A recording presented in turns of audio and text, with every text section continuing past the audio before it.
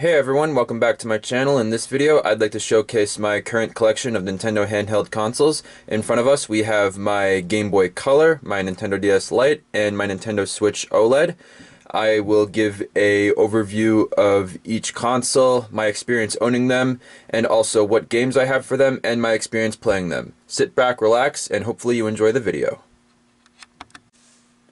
To start off the showcase, in front of us we have my Game Boy Color console, which was originally released back in 1998 as the successor to the original Game Boy lineup consisting of the Game Boy, Game Boy Pocket, and Game Boy Light, which was a Japanese exclusive. And most of you might notice that this does not look like your typical stock Game Boy Color. That's because this has actually been modified. More on that in just a bit, but I did not originally purchase the console in that condition. I originally purchased it in this color right here. This is Kiwi. I purchased it when I was a junior or senior in high school. While I was stoked to have the Game Boy Color, that was in addition to the console itself in the color that I originally wanted. It was not in the best. It was not in the best of shape. It was a bit dirty. And also, more annoyingly, the buttons weren't very responsive, and the speaker was pretty much dead. And even the headphone jack actually had problems working back when I originally had it. So in an attempt to remedy some of these problems, a few years later, after I graduated high school, at a gaming convention, decided to buy a shell for it. As you can see, this is a Pokemon Pikachu and Pichu edition. Honestly, I'm not 100% sure if this is an original one or not, or if this was an aftermarket or something. Feel free to let me know down in the comments if you know of anyone who has made aftermarket shells like these.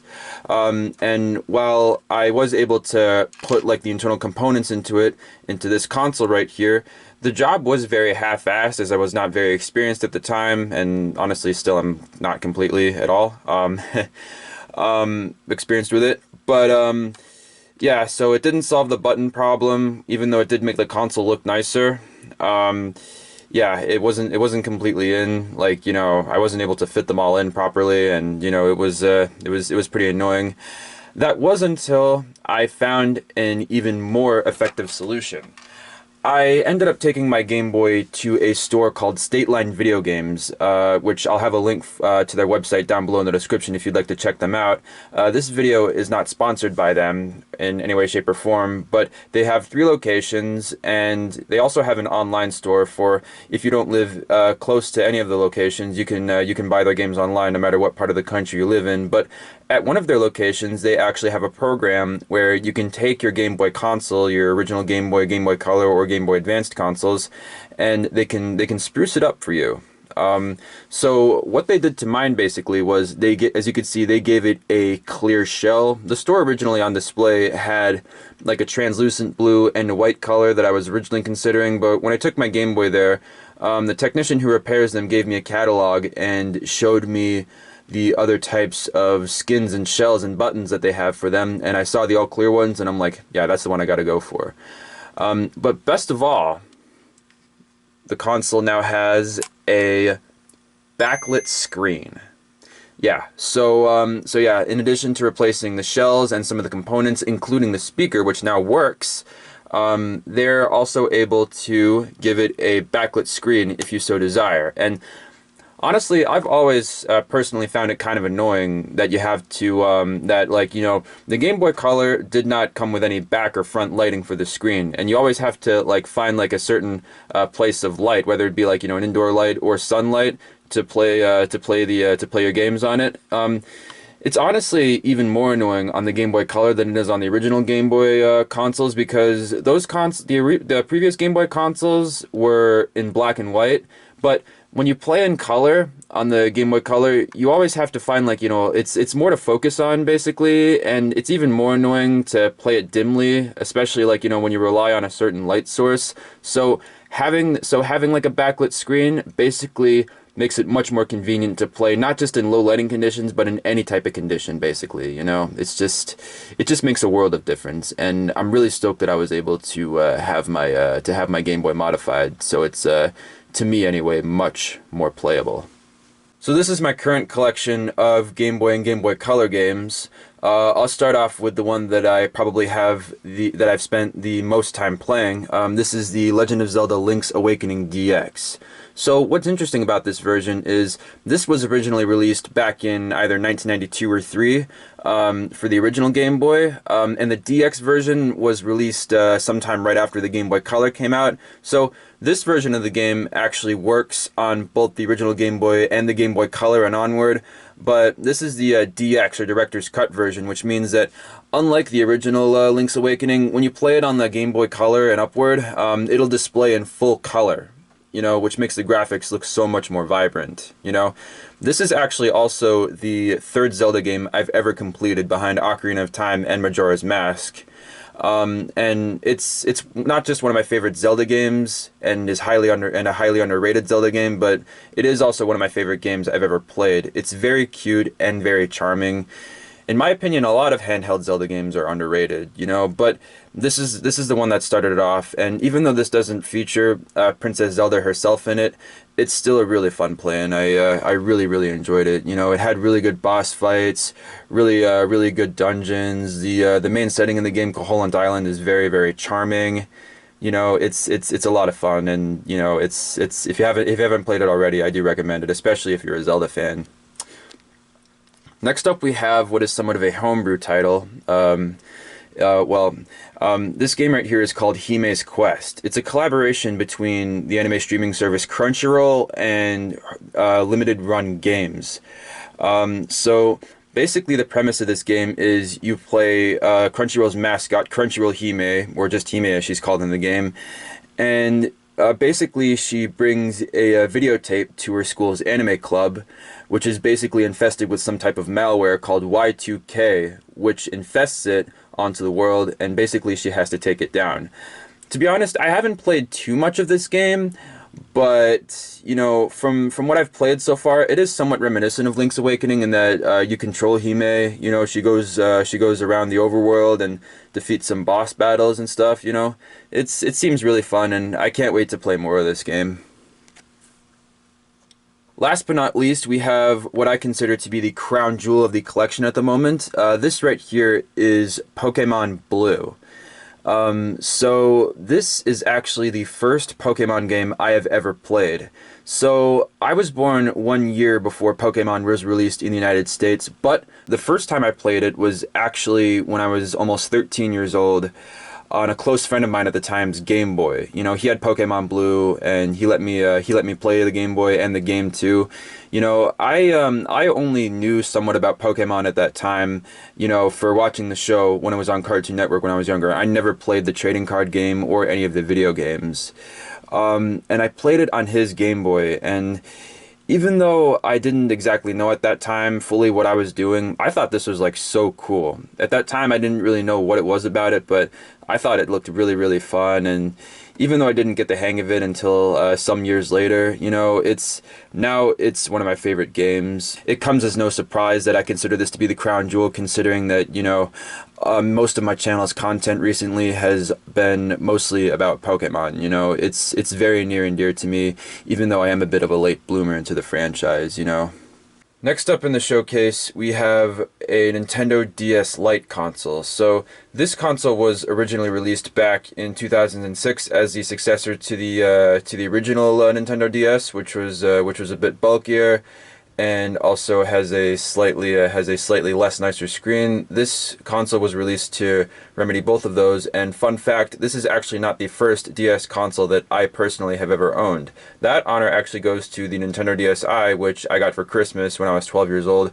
I used to love that thing. I especially used to love the using the camera, the voice memo and editor, and I especially enjoyed Flipnote Studio, but I did also enjoy playing games like Mario Kart, Scribblenauts, and New Super Mario Bros. On that thing.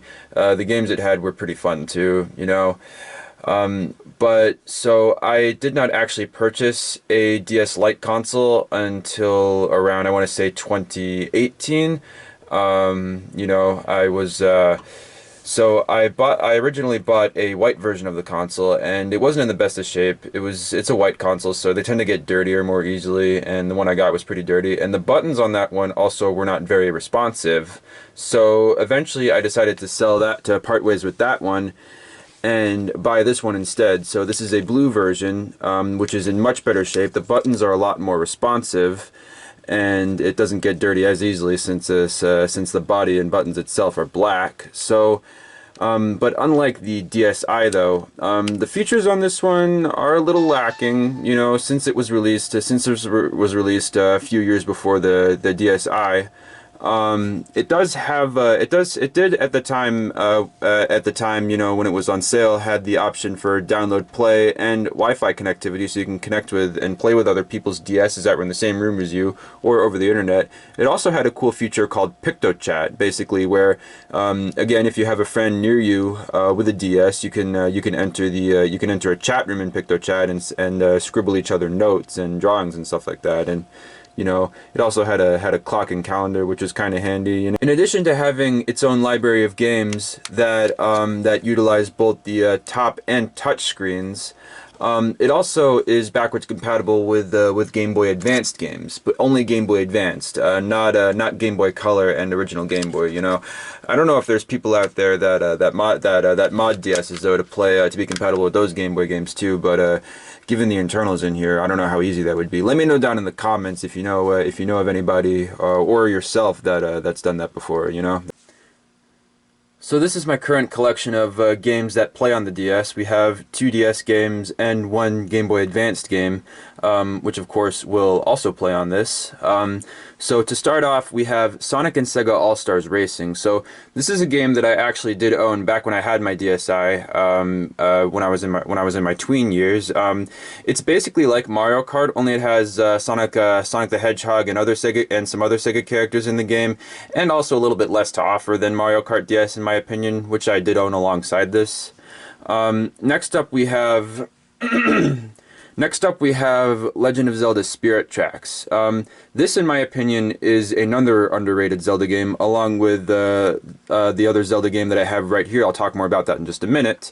But this is a game that I actually didn't own until I was a teenager. At that time, I had a Nintendo 3DS, which I did an unboxing video for a little over 10 years ago now. But anyway, yeah, I really like this Zelda game a lot because I really like the relationship and working dynamic between Link and Zelda in this game, even though she's in spirit form. Minor spoiler alert. But yeah, I really did, I really enjoyed, you know, the dynamic between the two in the game that you don't get in many other Zelda games. And right here we have the Legend of Zelda Minish Cap. Which both of these Zelda games are very underrated. A lot of portable Zelda games, as I mentioned before, are very you know, underrated. But this is a really cute and charming game too. I really like the relationship dynamic between Link and Zelda in this one too. And you know, if you haven't played either of these, I very highly recommend it. Both are excellent. Last and most certainly not least, right in front of us we have my Nintendo Switch OLED console. So the original Switch was released back in March of 2017, and the version with the OLED tablet screen was released in 2021.